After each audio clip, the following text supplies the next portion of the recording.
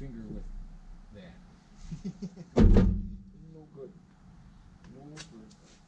So hey, this kind of shit does happen in the scrap world, and you gotta learn to deal with it and learn from it.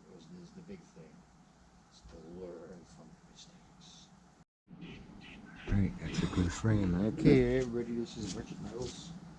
I'm gonna go over this whole setup because you guys just real quick before we start, because when I turn on my generators, it gets loud. I'm gonna have to edit almost all the sound out, and I'm gonna just narrate it and type it all in so you can read it. Because who wants to hear about generators?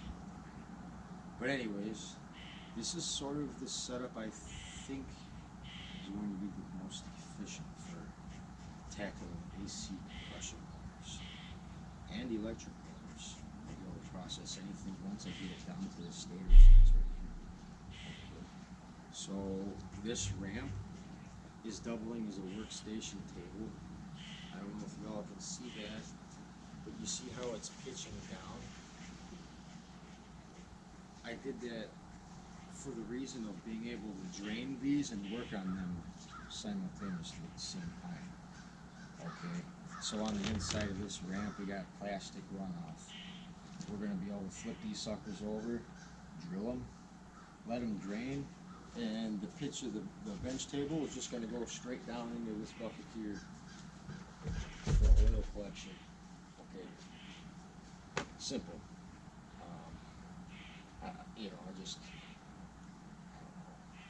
I feel like that's going to work really good. Okay. There's an old man on YouTube that I read his comment. I don't know, I forgot which video I was watching, but there was an old guy in the comments saying that using a plasma cutter was the most efficient way to be successfully cutting these open. I'm going to just say right now, off subject, my first time using that plasma cutter was absolutely horrid. And my neighbor had to come over here and show me what's what. I think I got a better idea of what I got to do. So this old guy on YouTube, he goes and says, what I used to do is just drill a hole, let them start draining, and at the same time with the plasma cutter, begin cutting this thing open. Take a seat like this, you know, right? And then have your plasma cutter running.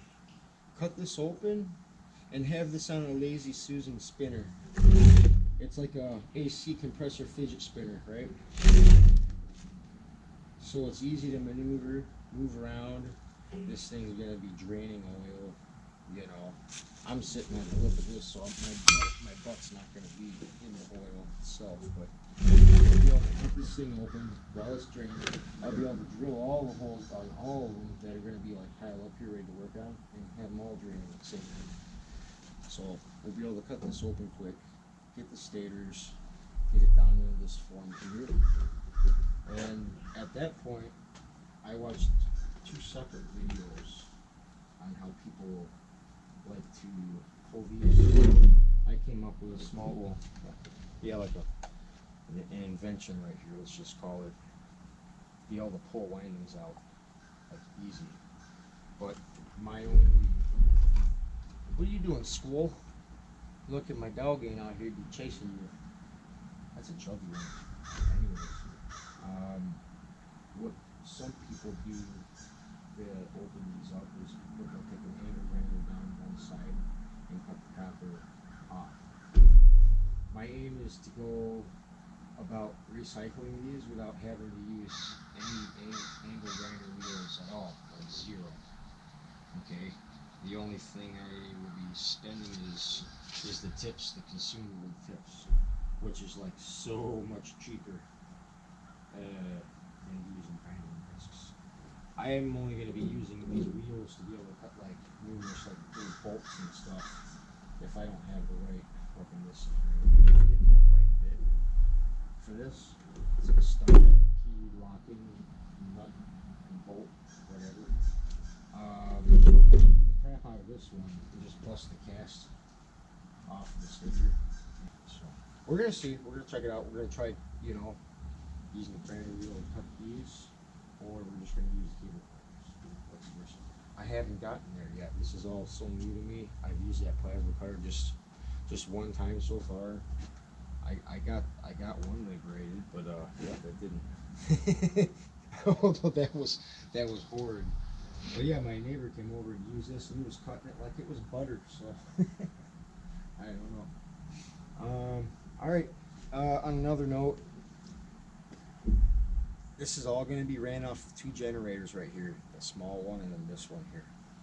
You know, I'm just using this as an example. If I'm out on the road, I got to make sure the 2 generators I have are going to be enough to power what I'm running. If not, then what was the point, right? So this is good tests that I need to troubleshoot before I go scrap yards and try to buy product. I don't want to go there and make an ass of myself, so I want to look like I know what I'm doing, and you know what, I do know what I'm doing. Copper transformers, I'm pretty good at that, but we gotta master this just like real quick and then make sure everything works proper before I can pack it away and have it a part of the shop. There's a guaranteed way to be able to process this quick.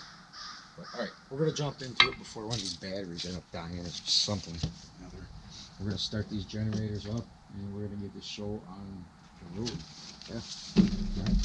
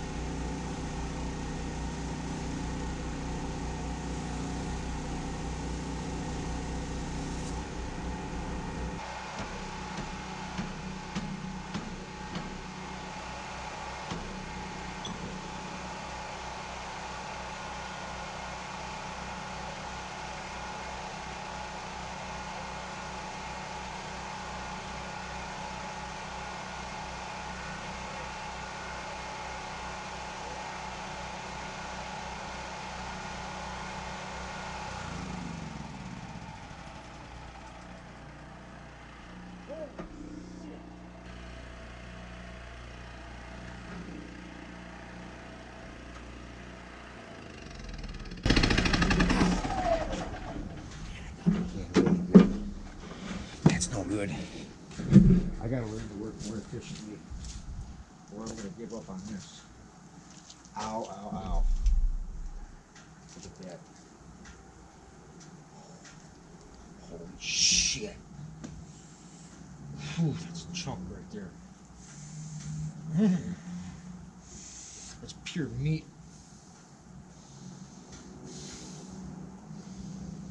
Right, I gotta go tend to this here. It's not broken, I can move it, so. Oh, God. Right.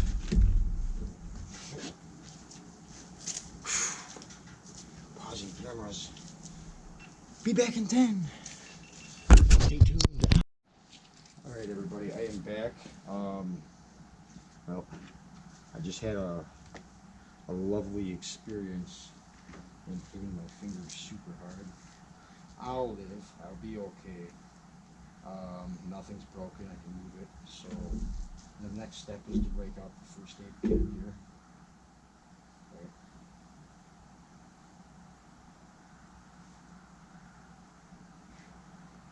Okay. Goes like that. I disinfected it. I dumped peroxide all over it just earlier. I was running it under cold water because my hand was on fire for some. My finger was on fire for some. It's after hitting it really hard. Don't hit your finger with that. No good. No good.